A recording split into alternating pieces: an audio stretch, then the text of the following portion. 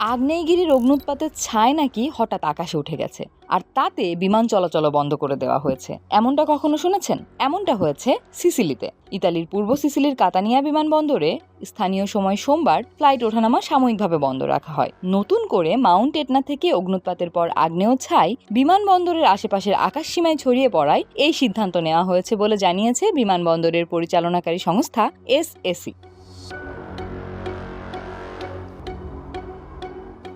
গত সোমবার 1500 জিএমটি পর্যন্ত কাতানিয়ায় অবতরণকারী ফ্লাইট স্থগিত রাখা হয়। সিসিলির পূর্ব উপকূল জুড়ে দাঁড়িয়ে থাকা এটা বিশ্বের সবচেয়ে সক্রিয় আগ্নেয়গিরিগুলোর একটি। তবে সিসিলির ক্ষেত্রে কিন্তু এই ঘটনা প্রথম নয়। প্রায়ই অগ্ন্যুৎপাতের কারণে সিসিলির বিমানবন্দরের বিমান চলাচলের বিঘ্ন ঘটে।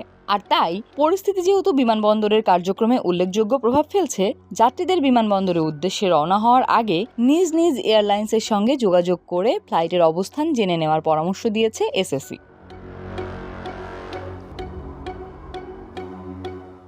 এদিকে ইউরোপের সর্বোচ্চ এই আগ্নেয়গিরির সর্বশেষ অগ্ন্যুৎপাতের পর্যায়েও অব্যাহত রয়েছে। ইতালির national institute of geophysics and volcanology সংক্ষেপে আইএনজিভি জানিয়েছে, এটনার 2750 মিটার এবং 2360 মিটার উচ্চতার কিছু মুখ থেকে অগ্ন্যুৎপাত অব্যাহত রয়েছে। এসব অগ্ন্যুৎপাত থেকে একাধিক লাভার প্রবাহ তৈরি হচ্ছে এবং বিস্তীর্ণ এলাকায় লাভার স্তর জমছে। বিমান চলাচলের জন্য আইএনজিভির ভলকানো অবজারভেটরি নোটিশের সতর্কতা সর্বোচ্চ লাল পর্যায়ে রয়েছে। এর অর্থ আগ্নেয় ছাই নির্গমনের কারণে উড়োজাহাজের জন্য ঝুঁকি এখনও বিদ্যমান।